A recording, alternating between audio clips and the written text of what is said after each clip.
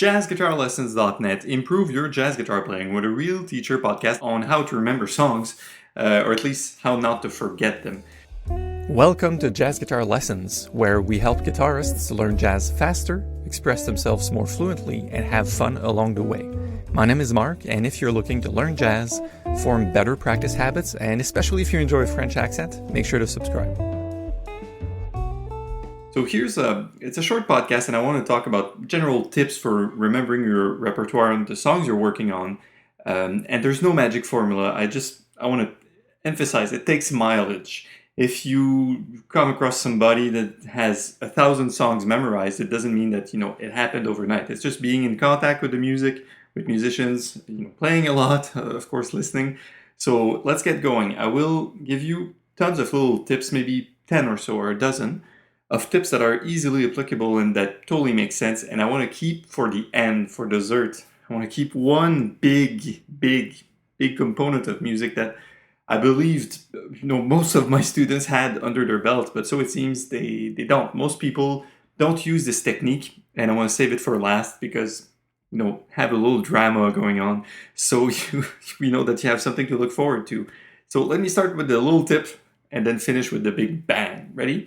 So the first tip for remembering tunes is to use what I call the Scotch tape method. The Scotch tape method is a way to learn anything in life in a linear fashion. So if you're trying to memorize a piece of text for a play, say you're playing a character in a theater play and you want to memorize the text, you can't do all in one bunch, and you can't either just start from the beginning every time you practice it. So what you have to do is learn the first tiny bit, then put it to the side, then learn the second tiniest bit and practice it on itself as is. And then, only then, once you know the second bit, you Scotch tape the first and second bit together. So you have one long strip of Scotch tape. Then guess what you do next? You don't try to play it from the first one to the third one. No. You take the third tiniest bit. You learn it on its own, you rehearse it alone, and you kind of Scotch tape it back to the rest. That's how the best way to learn tunes, basically, is to do the Scotch tape method for chords, for melody, for chord melodies, even for classical musicians. A great technique. Sorry. And another tip I give jazz guitar players is to learn the shell voicings, the simplest 3-note chords for every chord that is within a song. Never mind those complicated 13th and flat 9 voicings and all the stuff you will learn in chord melody arrangements. You have to find the most basic way to go through the melody and the chords as is, and shell voicings are an amazing way to do that. You can find this on the JazzGuitarLessons.net blog or through the website. There's several indications on how to learn shell voicings, right? The third tip I wanted to get to you is to learn contrafacts and learn original songs. For instance, there's this classic How High the Moon standard, this classic tune that everybody knows, but we also know the standard, or the bebop tune, based on the standard ornithology. So the two tunes share the same progression, kind of, although they're completely different tunes. One was written by Charlie Parker, and the other one was a pop tune of the era, right? So by learning the contrafacts, or the original song, you memorize the thing you're going after further, right?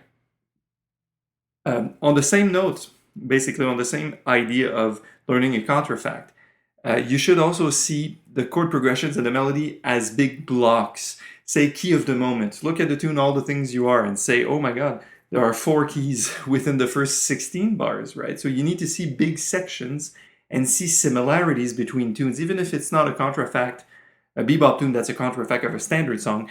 You need to look at what's the commonality between Autumn Leaves and I Fall in Love Too Easily, or what's the commonality between, say, ornithology and that How High the Moon standard.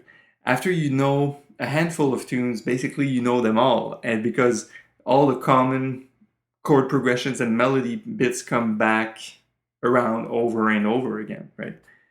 Next tip, so the fifth one for this podcast is to build a chord melody on your own, and not just saying I grabbed this chord melody from a book, or here's every melody note is harmonized as a chord. No, it's not what I meant. I just mean create a way that you can phrase the melody originally in your own way, and then try to match harmony that fits under it. You don't have to play chords every time. You just need a way to say, to kind of relate everything back to the big picture of the song, right? So you can look at a blog post of how chord melody can make you question everything. It's a great way to get in the zone of creating your own chord melody, right? Of course, you have to be careful. That's what I was saying before. Be careful not to create a chord melody that is too complicated for performance. Because, and that happened to me, right? If you walk into a jam session and you want to play the song, what is this thing called Love? And you have this beautiful chord melody arrangement lined up. And the players at the jam session decide to play it much faster than you can handle it. And you can't play your chord melody, but that's all you know, right? You came there and you're not prepared. So you need to watch out so that your chord melody remains easy enough, it remains sparse, and it remains suited for different situations. That's another experience relating to a jam session. Another tip: you have to really learn songs, and I'll tell you about my experience with the Bebop Head Confirmation by Charlie Parker. I went to a jam session, and this tune goes, but I was not familiar enough with the tune to kind of play it at that tempo. So I asked my friend Ben at that time, a tenor saxophone player, amazing guy, and I said, "Can we play Confirmation and go play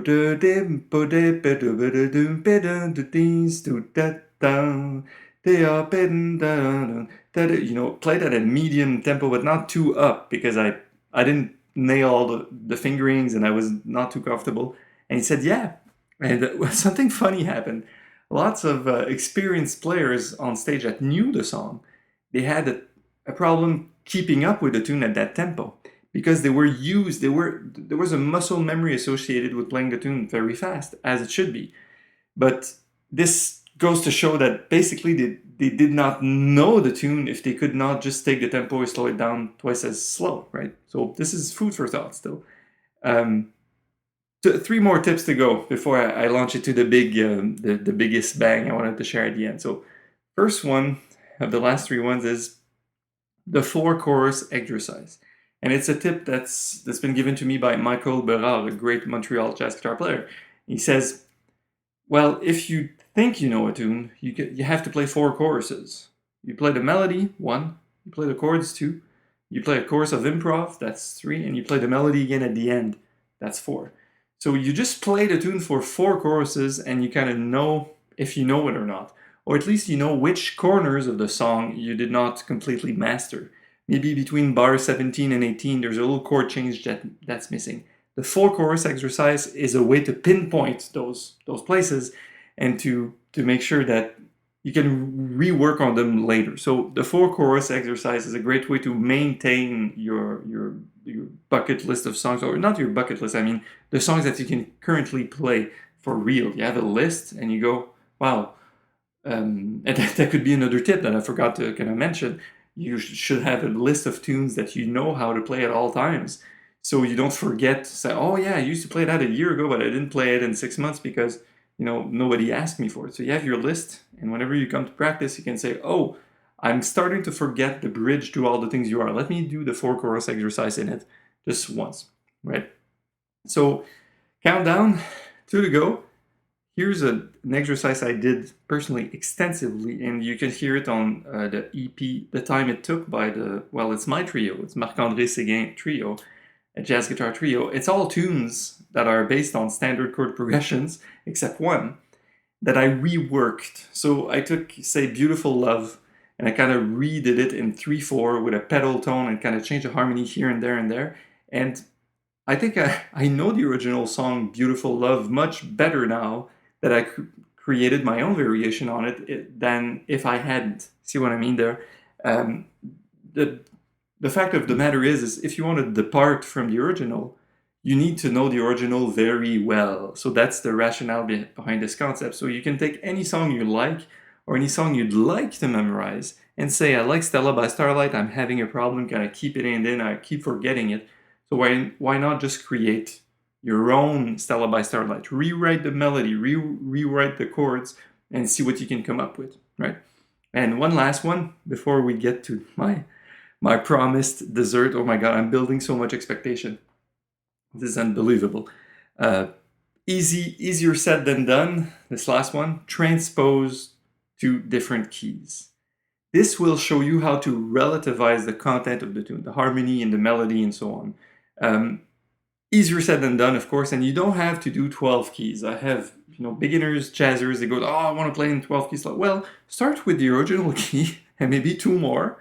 So you will have played all the things you are in 3 keys, and that's enough to show you the relativity, how chords are relative one to another, how key centers move, and etc. So that's a really, really great tip, even if you take blues and confront your knowledge of blues. You think you can play blues in a jazz or bebop style? Just say, all right, G flat blues, do it. B natural blues, okay.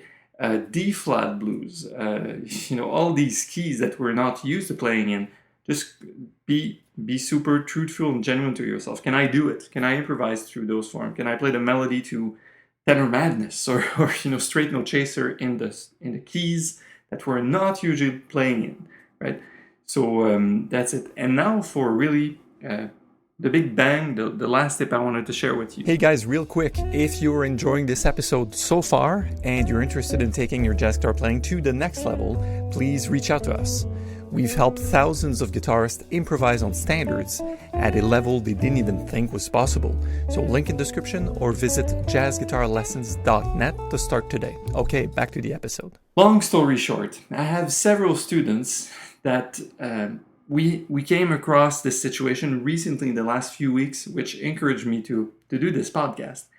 And the situation is as the following. I was expecting people to run forms of songs in their mind while they're doing anything. While you're playing the melody, you should have the form of the song in your mind. You see the chords go by and kind of play the melody, so you see it as a big chunk. While you're comping, you should also have the melody and the chords go by in your mind the same way as when you're playing the head. When you're soloing, it should be the same thing. You have the melody, you have the chords, you know where you are in the form, right? So basically, it's just a big loop. Right? After you nail the form once, it's just a big loop of the same form over and over and over again. But what I realized though, with few students, well, I'll say lots of students of mine, is that most people don't have that in their trick bag. They only do what is at hand. So if they're comping, the melody of the song is not on the forefront of their imagination. If they're soloing, they may forget about what the chord changes are. Or if they're doing a chord melody, maybe everything goes whack and they're just playing a chord melody from memory, which is good. But the form of the song has to be there always. Let me repeat this. The form of the song has to be there always. That's the only way the magic happens. And that's why we don't play with a fake book in front of our faces. We have to learn the songs and kind of do all of this not only from memory, but from intuition. It has to be a part of you. The song has to be so deep that you can hear it in your sleep. So here's what the tip is and how we address that with students. The tip is to have a visual aspect to learning the song that goes kind of having a fake book or the real book go on in your mind, in your field of vision. In your inner in your mind's eye. That's how you say it in English, right? You have to have the tune go by in your head at all costs.